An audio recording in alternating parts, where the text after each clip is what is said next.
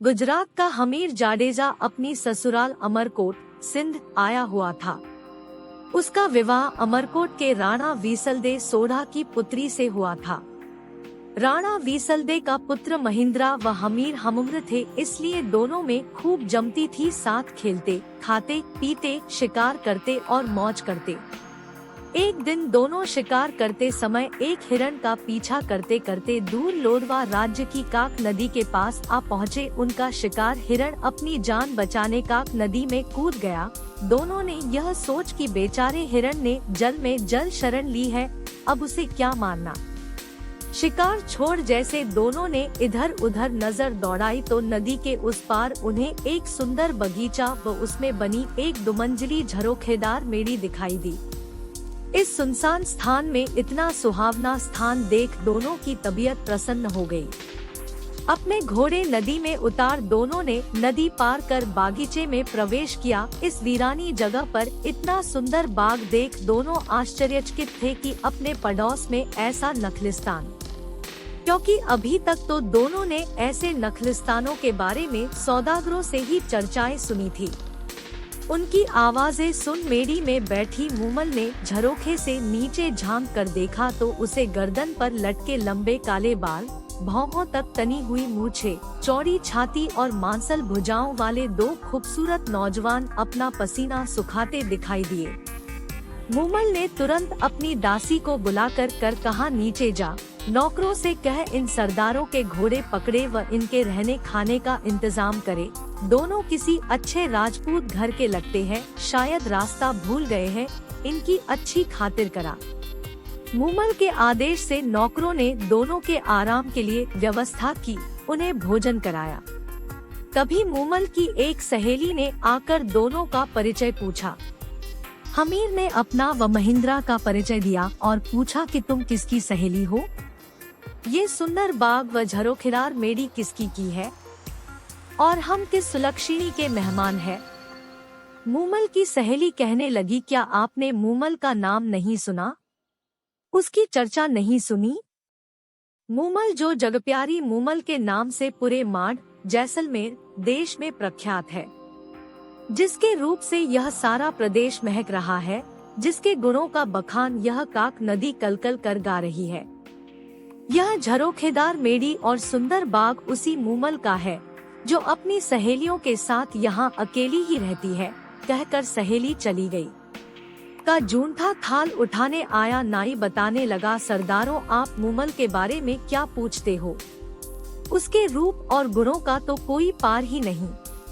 वह शीशे में अपना रूप देखती है तो शीशा टूट जाता है, श्रृंगार कर बाग में आती है, चांद शर्मा कर बादलों में छिप जाता है।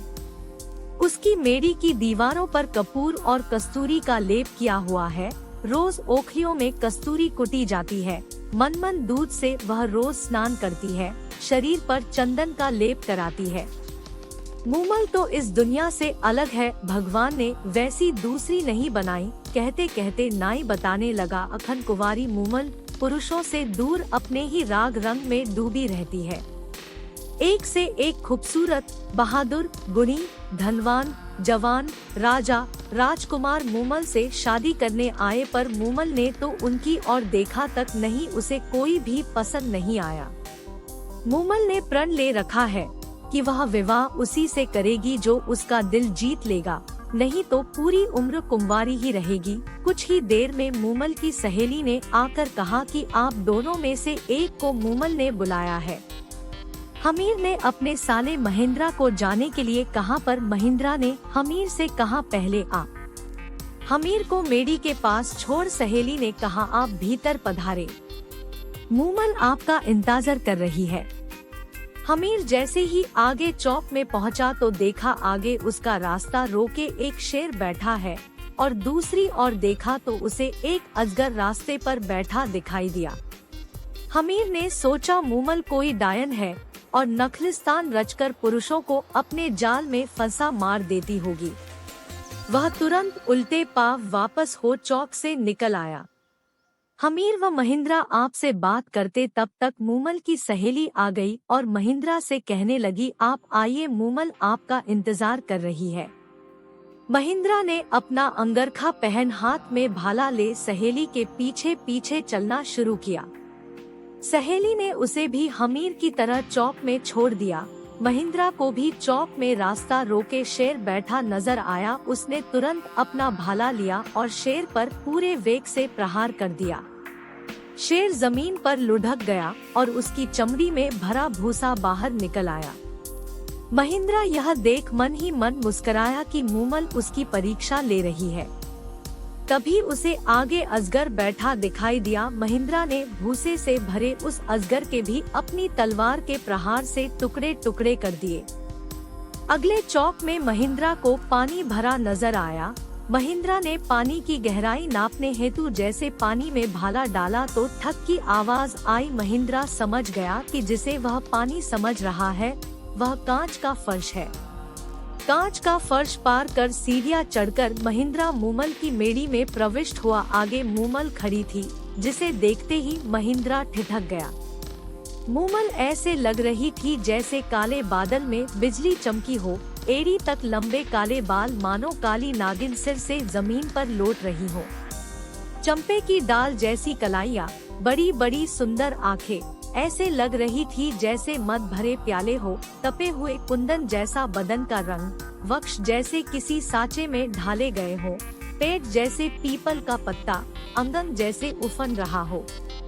मूमल का यह रूप देखकर महिंद्रा के मुंह से अनायास ही निकल पड़ा, न किसी मंदिर में ऐसी मूर्ति होगी और न किसी राजा के रणवास में ऐसा रूप होगा। महिंद्रा तो मूमल को ठगा सा देखता ही रहा।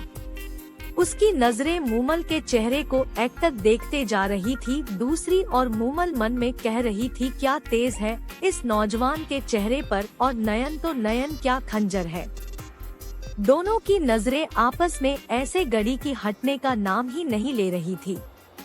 आखिर मूमल ने नजरें नीचे कर महिंद्रा का स्वागत किया। दोनों ने खूब बातें की। बातों ही बातों में दोनों एक दूसरे को कब दिल दे बैठे पता ही न चला, और न ही पता चला कि कब रात खत्म हो गई और कब सुबह का सूरज निकल आया। उधर हमीर को महिंद्रा के साथ कोई अनहोनी ना हो जाए सोचकर नींद ही नहीं आई। सुबह होते ही उसने नाई के साथ संदेशा भेज महिंद्रा को बुलवाया और चलने को कहा। महिंद्रा का मूमल को छोड़कर वापस चलने का मन तो नहीं था, पर मूमल से यह कह, मैं फिर आऊंगा मूमल, बार बार आकर तुमसे मिलूंगा। दोनों वहां से चल दिए। हमीर गुजरात अपने वतन रवाना हुआ और महिंद्रा अपने राज्य अमरकोट। मूमल से वापस आकर मिलने का वायदा कर महिंद्रा अमरकोट के लिए रवाना तो हो गया, पर पूरे रास्ते उसे मूमल के अलावा कुछ और दिखाई ही नहीं दे रहा था। वह तो सिर्फ यही गुनगुनाता चला जा रहा था, म्हारी माढ़ेची ए मूमल, हालेनी अमराणे देश, मेरी मांड देश की मूमल, आओ मेरे साथ अमरकोट चलो। महिंद्रा अमरकोट पहुंच। वहां उसका दिन तो किसी तरह कट जाता, पर शाम होते ही उसे मूमल ही मूमल नजर आने लगती। वह जितना अपने मन को समझाने की कोशिश करता, उतनी ही मूमल की यादें और बढ़ जाती। वह तो यही सोचता कि कैसे लोदवे पहुंचकर मूमल से मिला जाए। आखिर उसे सुझा कि अपने ऊँटों के टोले में ऐसा ऊँट खोजा जाए जो रातों रात लोदवे जाकर सुबह होते ही वापस अमरकोट आ सके। उसने अपने रायका रामू, ऊँट चराने वाले, को बुलाकर पूछा तो रामू रायका ने बताया कि उसके टोले में एक चीतल नाम का ऊँट है जो बहुत तेज दौड़ता है और वह उसे आसानी से रात को लोदवे ले जाकर वापस सुबह होने से पहले ला सकता है।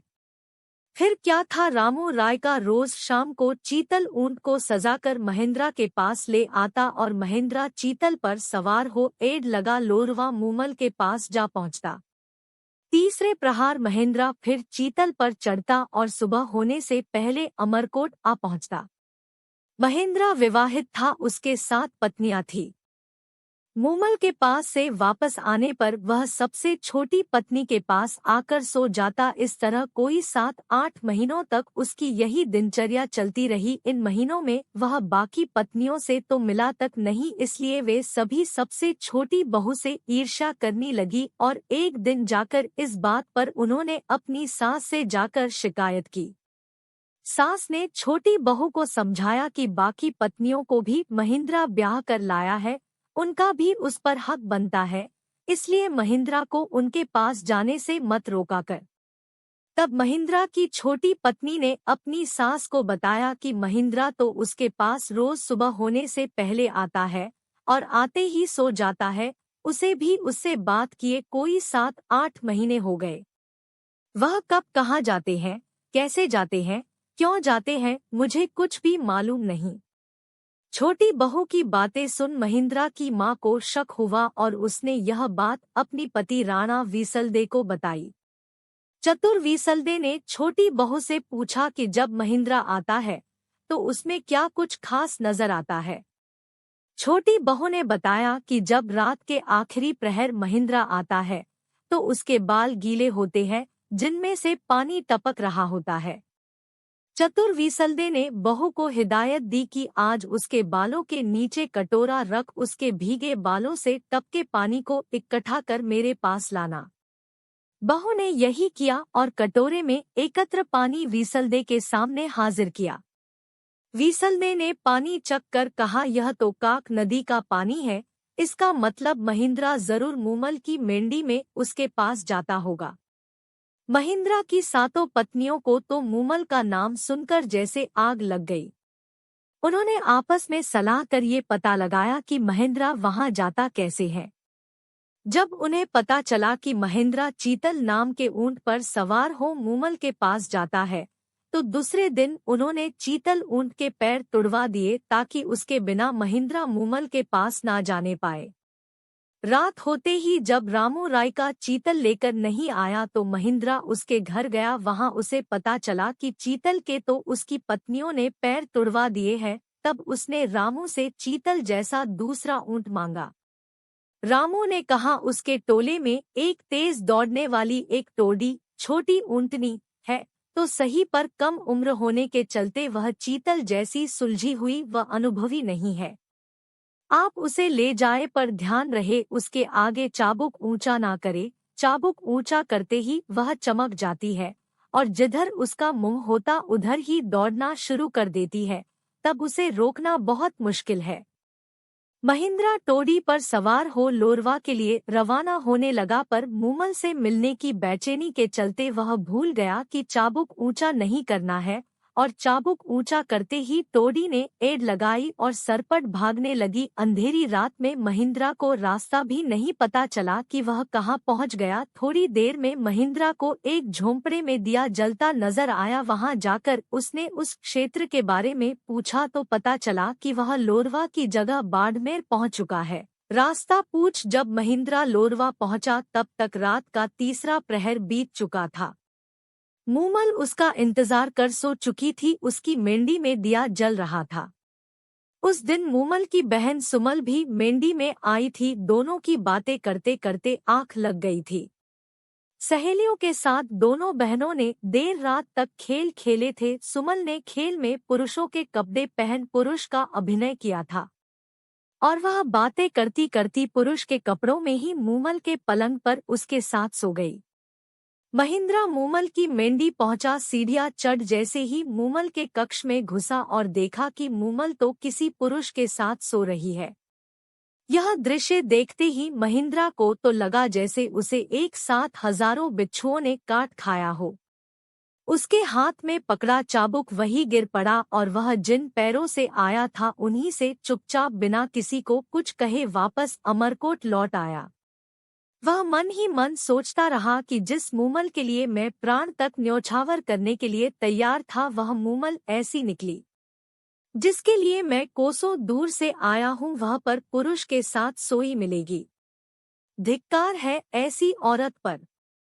सुबह आँख खुलते ही मूमल की नजर जैसे महिंद्रा के हाथ से छूटे चाबुक पर पड़ी। वह समझ गई कि महिंद्रा आया था पर शायद किसी बात से नाराज होकर चला गया। उसके दिमाग में कई कल्पनाएं आती रही। कई दिनों तक मूमल महिंद्रा का इंतजार करती रही कि वो आएगा और जब आएगा तो सारी गलतफहमियां दूर हो जाएंगी, पर महिंद्रा नहीं आया।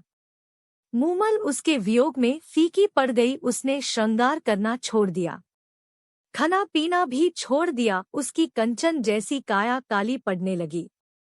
उसने महिंद्रा को कई चिट्ठियां लिखी पर महिंद्रा की पत्नियों ने वह चिट्ठियां महिंद्रा तक पहुंचने ही नहीं दी। आखिर मूमल ने एक ढोली गायक को बुला महिंद्रा के पास भेजा, पर उसे भी महिंद्रा से नहीं मिलने दिया गया। पर वह किसी तरह महिंद्रा के महल के पास पहुंचने में कामयाब हो गया और रात पड़ते ही उस ढोली ने मांड राग में गाना शुरू किया, तुम्हारे बिना सोढ़ा राण, यह धरती धुंधली तेरी मूमल रानी है, उदास मूमल के बुलावे पर असल प्रियतम महिंद्रा अब तो घर आव। ढोली के द्वारा गई मांड सुनकर भी महिंद्रा का दिल नहीं पसीजा और उसने ढोली को कहला भेजा कि मूमल से कह देना, न तो मैं रूप का लोभी हूँ और न ही वासना का कीड़ा। मैंने अपनी आँखों से उस रात उसका चरित्र देख लिया है, जिसके साथ उसकी घनिष्ठता है उसी के साथ रहे। मेरा अब उससे कोई संबंध नहीं। ढोली द्वारा सारी बात सुनकर मूमल के पैरों तले की जमीन ही खिसक गई। अब उसे समझ आया कि महिंद्रा क्यों नहीं आया। मूमल ने तो सपने में भी नहीं सोचा था कि उसे ऐसा कलंक लगेगा। उसने तुरंत अमरकोट जाने के लिए रथ तैयार करवाया ताकि अमरकोट जाकर महिंद्रा से मिल उसका वहम दूर किया जा सके कि वह कलंकिनी नहीं है और उसके सिवाय उसका कोई नहीं। अमरकोट में मूमल के आने व मिलने का आग्रह पाकर महिंद्रा ने सोचा, शायद मूमल पवित्र है, लगता है मुझे ही कोई गलतफहमी हो गई। और उसने मूमल को संदेश भिजवाया कि वह उससे सुबह मिलने आएगा। मूमल को इस संदेश से आशा बंधी। रात को महिंद्रा ने सोचा कि देखें मूमल मुझसे कितना प्यार करती है, सो सुबह उसने अपने नौकर के सिखाकर मूमल के डेरे पर भेजा। नौकर रोता पीटता मूमल के डेरे पर पहुंचा और कहने लगा कि महिंद्रा जी को रात में काले नाग ने डस लिया, जिससे उनकी मृत्यु हो गई। नौकर के मुंह से इतना सुनते ही मूमल पछाड़ खाकर धरती पर गिर पड़ी और पड़ते ही महिंद्रा के वियोग में उसके प्राण पखेरु उड़ गए।